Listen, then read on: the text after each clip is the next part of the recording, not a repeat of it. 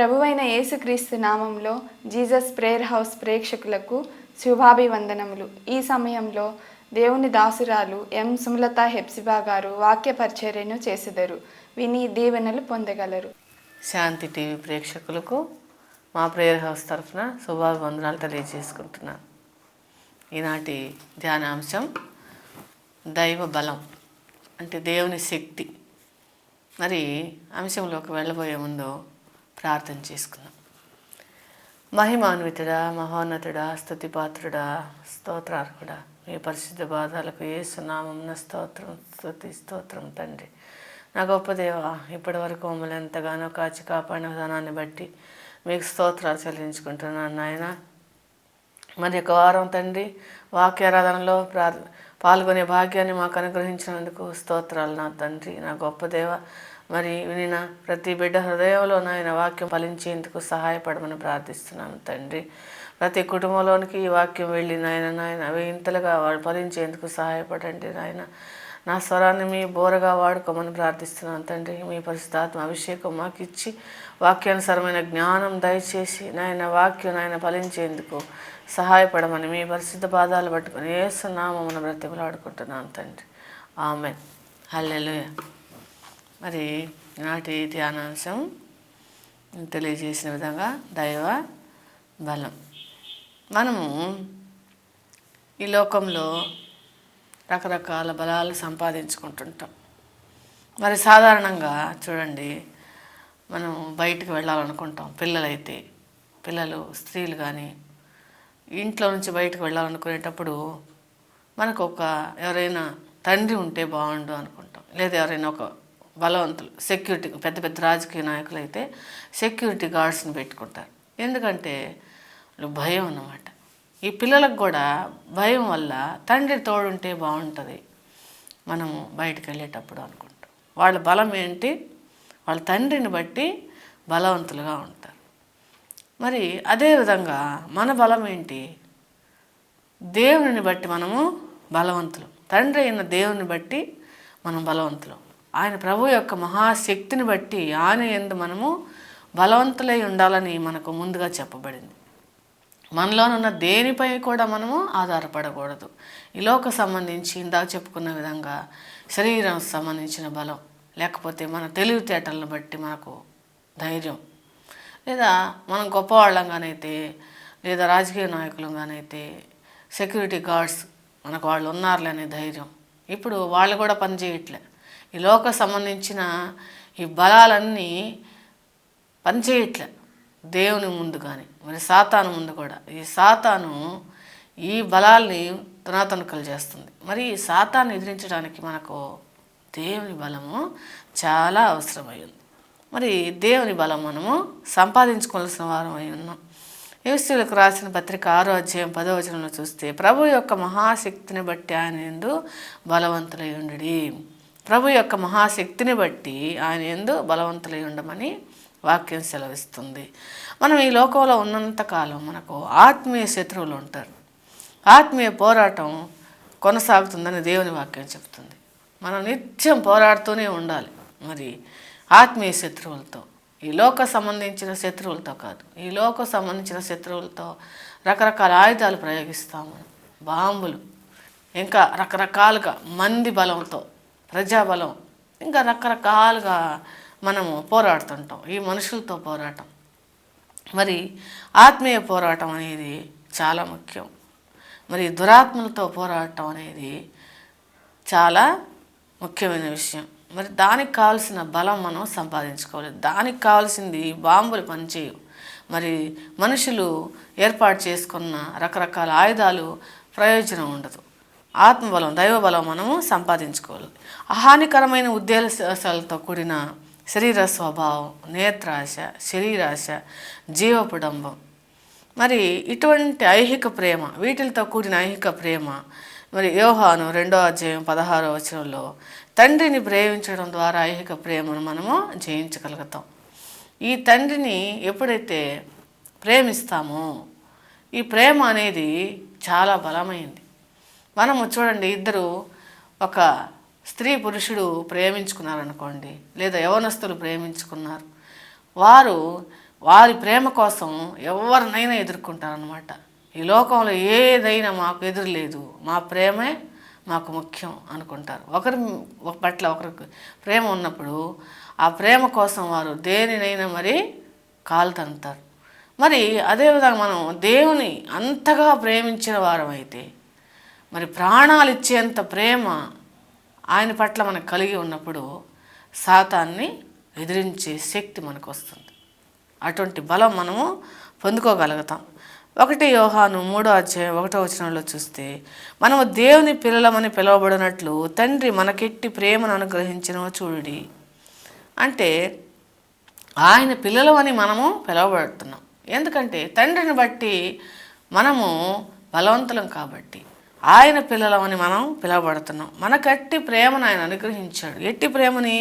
తన కుమారుని ఇచ్చేటంత ప్రేమని. మనం నిదానించి చూస్తే మనం తండ్రిని అమితంగా ప్రేమించేందుకు ప్రోత్సహించబడుతుంటాం. ఆయన ప్రేమించేందుకు ప్రోత్సాహం మనకు ఇస్తున్నాడు. మరి అపవాది అయిన సాతాను ఎవరిని మృంగుదునా అని గర్జించు సింహంలాగా ఉన్నాడు, ఎదురు చూస్తూ ఉన్నాడు ఎవరిని మృంగుదునా అని. ఆదిలో ఆదాము హవ్వని మోసపరిచినట్లుగా మనల్ని కూడా మోసపరిచేందుకు రకరకాల ఎత్తులు, కుయుక్తులు, తంత్రాలు పన్నుతున్నాడు. పాములాగా వస్తున్నాడు. తప్పుడు మత పద్ధతుల ద్వారా, మతాచారాలను బట్టి మరి ఒక వెలుగుదూతలాగా వస్తాడు. మరి ఆలయాల్లో కూడా ప్రవేశిస్తాడని వాక్యం చెప్పబడుతుంది. మరి ఆఖరికి యేసు ప్రభువునే శోధించాడు సాతాను. మరి ఆయన 40 రోజులు ఉపవాసం ఉండి ప్రార్థన చేస్తున్నప్పుడు సిలువకు ముందుగా ఆయన శోధించింది. ఆకలితో ఆయన ఉన్నప్పుడు మరి అదిగో నువ్వు దేవుని కుమారుడు కదా, మరి ఆ రాళ్ళనే రొట్టెలుగా చేసుకొని తినమనింది. మరి అటువంటప్పుడు దేవుడు ఏం చెప్పాడు? దేవుడు రొట్టె వలన కాదు కానీ దేవుని మాట వలన జీవిస్తాడని సెలవిచ్చారు ప్రభు. కాబట్టి అనేక తంత్రాలు ఎవరినైనా అది శోధిస్తుంది అన్నమాట. మరి శత్రువుతో పోరాడేందుకు 5 అత్యవసరమైన అంశాలు ఉన్నాయి. శత్రువుతో పోరాడేందుకు అంశాలు 5 ఉన్నాయి. అవి ఏంటంటే దేవుడిచ్చు సర్వాంగ కవచం, ఆత్మ ఖడ్గం, రక్షణ శిరస్త్రాణం, పరిశుద్ధత, నీతి అనే మైమరుపు. మరి ఇవన్నిటినీ మనం కలిగి ఉన్నప్పుడు సాతాన్ని ఎదిరించే శక్తి మనకు కలుగుతుంది. ఎఫెసీయులకు రాసిన పత్రిక 3:15 చూస్తే, మీరు అంతరంగ పురుషుని యందు శక్తి కలిగి ఆయన ఆత్మ వలన బలపరచబడినట్లుగాను, క్రీస్తు మీ హృదయంలో విశ్వాసము ద్వారా నివసించినట్లుగాను, తమ మహిమైశ్వర్యము చొప్పున మీకు దయచేయవలననియు, మీరు దేవుని సంపూర్ణత యందు పూర్ణులగునట్లుగా అని ఇక్కడ చూస్తున్నాం. మరి అంతరంగ పురుషుని యందు శక్తి కలిగి అంటే ఆత్మ. అంతరంగ పురుషుడు ఎవరు? ఆత్మ. మరి ఆత్మ యందు శక్తి కలిగి దేవుని వలన, పరిశుద్ధాత్మ వలన బలపరచబడినట్లుగా, క్రీస్తు మన హృదయంలో విశ్వాసం ద్వారా నివసించినట్లు ఆయన తన మహిమైశ్వర్య చొప్పున దయచేయవలనని మనకు దేవుని సంపూర్ణత ఎందు పూర్ణులగినట్లుగా మనకు దేవుడు కలిగించున్నాడు. ఆత్మ ద్వారా బలపరుస్తాడు దేవుడు. విశ్వాసము ద్వారా నివసించేలా చేస్తాడు ఆయనలో. దేవుని సంపూర్ణత ఎందు పరిపూర్ణునిగా ఆయన మహిమైశ్వర్యం చొప్పున మనకు దయచేసేవాడుగా ఉన్నాడు. మరి దానియేలు ఏ ధైర్యంతో, ఎవరి బలంతో అగ్నిలో దూకగలిగాడు? దానియేలు, షడ్రకు, మెషకు, అబేద్నెగోలు అగ్నిగుండంలో దూకారు. మరి దానియేలు గ్రంథం 3:15 చూస్తే, నేను చేయించిన ప్రతిమకు నమస్కరించుటకు సిద్ధముగా ఉండిన ఎడల సరే, మీరు నమస్కరింపని ఎడల అగ్నిగుండంలో వేయబడదరని రాజైన నెబుకద్నెజరు అన్నాడు. మరి ఇంకా ఏమన్నాడు? నా చేతిలో నుండి విడిపింపగలవాడు ఎక్కడున్నాడు, దేవుడు ఎక్కడున్నాడు అని కూడా ప్రశ్నించాడు. మరి వారు ఏం చేశారో చూడండి. 17వ వచనం 3వ చూస్తే దానియేలు గ్రంథం, మేము సేవించుచున్న దేవుడు మండుచున్న వేడిమి గల ఈ అగ్నిగుండము నుండి మమ్మల్ని తప్పించి రక్షించుటకు సమర్థుడు.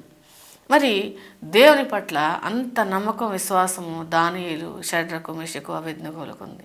మరి అంతటి విశ్వాసం, మనం నమ్మకం కలిగి ఉండాలి. ఆ బలము దేవుని శక్తితో నిండుకొని ఉన్నారు వారంతా. మరి అగ్నిగుండంలో దూకడానికి కూడా వాళ్ళు వెనుకాళ్ళ. దేవుడు మరి దానియేలుని, షడ్రకుని, మెషకుని అబేద్నెగోల్ని మరి ఆయన శక్తితో నింపి ఉన్నాడు. నమ్మకంగా ఉన్నారు, ఆయన దేవుని పట్ల నమ్మకంగా ఉన్నారు. అగ్నిలో దూకినా కానీ వస్త్రాలు కానీ వెంట్రుకలు కానీ కూడా కాలేదట. మరి మనం కూడా అంత శక్తి పొందుకున్న వారమై ఉంటే, దేవుని పట్ల అంత నమ్మకం విశ్వాసం కలవారమై ఉంటే, దేవుని బలం కలిగిన వారమై ఉంటే మనం కూడా అగ్నిలో దూకగలం. మరి దూకినా ఏమీ కాదనమాట. దానియేలు 11వ అధ్యాయం 32వ వచనంలో, అయితే తమ దేవుని ఎరుగువారు బలము కలిగి గొప్ప కార్యములు చేస్తారు అని వాక్యం సెలవిస్తుంది. మరి తమ దేవుని ఎరుగువారు, తమ దేవుని ఎరుగువారు బలము కలిగి గొప్ప కార్యాలు చేస్తారంట. మరి యెషయా 12వ అధ్యాయము 2వ వచనం చూస్తే, ఇదిగో నా రక్షణకు కారణభూతుడకు దేవుడు, నేను భయపడక ఆయనను నమ్ముకొనుచున్నాను. యెహోవా, యెహోవాయే నాకు బలము, ఆయనే నా కీర్తనాస్పదం అని వాక్యం సెలవుస్తుంది. నా రక్షణకు కారణభూతుడకు దేవుడు, నేను భయపడక ఆయనను నమ్ముకొనుచున్నాను. ఎందుకంటే ఆయన నమ్ముకున్న వాడికి భయం అనేది ఉండదు.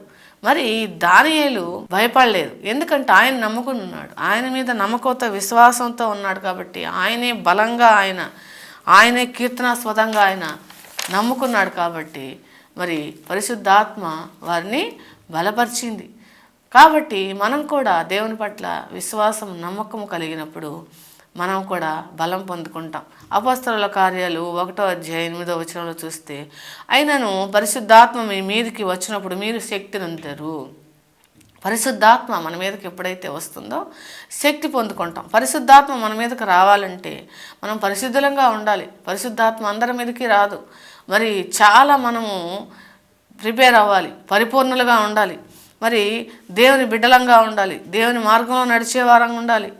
మరి పరిశుద్ధాత్మ మన మీదకి వచ్చి అప్పుడే సాతాన్ని ఎదిరించే శక్తిని మనకు అనుగ్రహిస్తుంది. ఎఫెసీయులకు రాసిన పత్రిక 6వ అధ్యాయం 11, 12 వచనాలు చూస్తే, మీరు అపవాది తంత్రములను ఎదిరించుటకు శక్తిమంతులగునట్లు దేవుడిచ్చు సర్వాంగ కవచమును ధరించుకొనుడి. ఏలైనగా మనము పోరాడినది శరీరులతో కాదు గాని ప్రధానులతోనూ అధికారులతోనూ ప్రస్తుత అంధకార సంబంధులకు లోకనాథులతోనూ ఆకాశ మండలమందున దురాత్మల సమూహముతోనూ పోరాడుచున్నాము. హల్లెలూయా! ఎంత భయంకరమైన విషయం ఇది. మనం ఎవరితో పోరాడుతున్నాం? శరీరాలతో కాదు. ఇదిగో మన పక్కింటి వాడితో పోరాడటం పెద్ద కష్టం కాదు. మరి ఒక దేశం ఇంకొక దేశం మీద యుద్ధానికి పోవడం కూడా కష్టం కాదు ఈనాడు. మరి ఆత్మ ఎవరితో పోరాడుతున్నాం? ప్రస్తుత అంధకార సంబంధులకు లోకనాథులతో ఆకాశ మండలమందు దురాత్మల సమూహంతో మనము పోరాడుతున్నాం. మనకు విరోధంగా సమస్తాన్ని సరైన విధంగా నిర్వహిస్తున్న దుష్ట శత్రు సమూహం ఉంది. కావున సర్వాంగ కవచం అవసరం. అది ఒక సంపూర్ణమైన కవచం. సాతాను తంత్రాలను ఎదిరించేందుకు సరిపోయే కవచం. మరి దేవునికి స్తోత్రం కలుగుగాక. ఇటువంటి ఈ కవచాన్ని మనము ధరించే వారంగా ఉండాలి. దేవునికి శత్రువు గురించి బాగా తెలుసు, అందుకే సర్వాంగ కవచాన్ని మన కోసం ఇచ్చాడు. మనము విజయం సాధించాలంటే దాన్ని ధరించాలి. దేవుడిచ్చిన ఆయుధాలను ధరించాలి. కొన్నిటిని ధరించి కొన్నిటిని విడిచిపెట్టకూడదు. నేను చాలా భక్తిగా ఉన్నాను చాలు అనుకుంటే సరిపోదు. నేను చాలా ప్రార్థనాపరుణ్ణి, నేను సాతాను జయించగలను అనుకుంటే సరిపోదు. మరి ఇందాక మనం చెప్పుకున్న విధంగా మరి ఆయన ఇచ్చిన ఆయుధాలు కొన్ని ఉన్నాయని మనము వాక్యం ద్వారా ధ్యానించాము.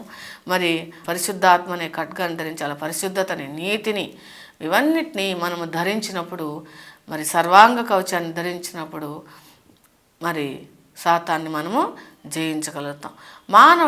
మానవుడికి విరుద్ధంగా ఆయుధాలను తయారు చేయగలడు. అయితే ఆత్మీయ శత్రువుల ఎదుట మనిషి నిస్సహాయుడు. ఎందుకంటే మానవుడు పాపానికి దాసుడు, నిస్సహాయుడుగా ఉన్నాడు. మనిషి ఎదుట, ఆత్మీయ శత్రువుల ఎదుట మనిషి నిస్సహాయుడుగా ఉన్నాడు. ఈ పాపంలో ఉన్నాడు కాబట్టి నిస్సహాయుడుగా ఉన్నాడు. పరిశుద్ధులంగా ఉన్నప్పుడు దానియేలులాగా మనము ధైర్యంగా ఉండగలం, భయం లేకుండా ఉండగలం. ఈ ఆత్మీయ పోరాటం అనేది చక్కగా మనము చేయగల వారంగా ఉన్నాం.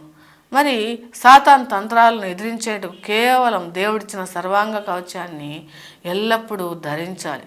నిత్యం అంటే నిద్ర లేచినప్పటి నుంచి నిద్రపోయే వరకు ప్రార్థన చేయట మానక అన్ని విషయంలో దేవుని సంతోషపెట్టే వారంగా ఉంటూ పరిశుద్ధులుగా జీవిస్తూ ఆయన మహిమ శక్తిని బట్టి సంపూర్ణ బలముతో సాతాన్ని ఎదిరించగలం. మరి ఈ సాతాను ఎదిరించే క్రమంలో మనము ఎన్నో అవాటుపోట్లు మరి తట్టుకోవాల్సి వస్తుంది. అది మామూలు విషయం కాదు. ఆత్మీయ పోరాటం అంటే మరి సాతాను ఎదిరించటం అంటే ఆషామాషి వ్యవహారం కాదు. మరి మాటలతో సరిపోదు. మనం కఠినమైన క్రమశిక్షణ కలిగి ఉండాలి. అది మిలిటరీలో ఏ విధమైన క్రమశిక్షణ కలిగి ఉంటామో మనకు అది చాలా కష్టం అనిపించవచ్చు, కానీ సులభం. దేవుని మార్గం ఇరుకు అన్నారు. నరకానికి వెళ్ళే మార్గము చాలా విశాలంగా ఉంటుందంట. మరి దేవుని రాజ్యానికి వెళ్ళే మార్గం మరి చాలా ఇరుగ్గా ఉంటుందంట. మరి మనము ఈ ఇరుకైన మార్గంలో ప్రవేశించాలి. మరి అది కష్టమైనా సరే, నష్టమైనా సరే, శ్రమలైనా సరే, మరి ఇవన్నిటిని మనము ఓర్చుకొని దేవుని మార్గంలో ప్రయాణం చేయాలి ఈ సాతాన్ని ఎదిరించేందుకు. అప్పుడే మనము ఈ సర్వాంగ కవచాన్ని ధరించుకొని ఆ సాతాన్ని ఎదిరించే శక్తిని మనము పొందుకుంటాం. మరి దానియేలుకున్న విశ్వాసము, నమ్మకము మనం కలిగి ఉండాలి. ఆ ధైర్యము కలిగి ఉండాలి, ఆ బలము కలిగి ఉండాలి. ఈ లోకము అతి భయంకరంగా ఉంది. మరి ఈ భయంకరమైన ఈ లోకంలో అడుగడుగున మరి పరిస్థితులు దారుణంగా ఉన్నాయి. ఎక్కడ చూసినా భయంకరమైన చావులు, మరి మోసం, అసూయ, ద్వేషం, మరి కలహాలు, అల్లకల్లోలాలు, గలిబిలి, మరి గందరగోళం. బయటకు వెళ్ళి మరి ఇంటికి వచ్చేసరికి ఏం జరుగుతుందో చెప్పలేని పరిస్థితి. ఎక్కడ ఏమవుతుందో తెలియదు. అసలు ఈ లోకంలో ఎందుకు పుట్టామా అని భయం కలుగుతుంది ఒక్కోసారి. కానీ దేవునితో ఉన్న వ్యక్తికి ఆ భయం అనేది ఉండదు. ఎటువంటి పరిస్థితిలో ఉన్న అగ్నిగుండంలో ఉన్నా కానీ మరి షడ్రకు, మెషకు, అబేద్నెగోలు, దానియేలు అగ్నిగుండంలో దూకారు. మరి దూకినప్పుడు ఏ ధైర్యంతో ఉన్నారంటే ఆ దేవుడిచ్చిన ధైర్యంతోనే మరి ఆ అగ్నిలో దూకి నిలబడ్డారు. వారితో కూడా దేవదూత నిలబడి వారిని సురక్షితంగా బయటకు తీసుకొచ్చింది. అంతటి నమ్మకం, విశ్వాసం మరి కలిగిన వారం అయి మనము దేవునితో జీవించగలగాలి, సాతాన్ని ఎదిరించగలగాలి. మరి దేవుడు తన వాక్యాన్ని దీవించును గాక. ఒక పాట పాడుకుందాం. యెహోవా నా బలమా, యథార్థమైనది నీ మార్గం, పరిపూర్ణమైనది నీ మార్గం. యెహోవా నా శత్రువులు నన్ను చుట్టినను, నరకపు పాశములరి కట్టినను.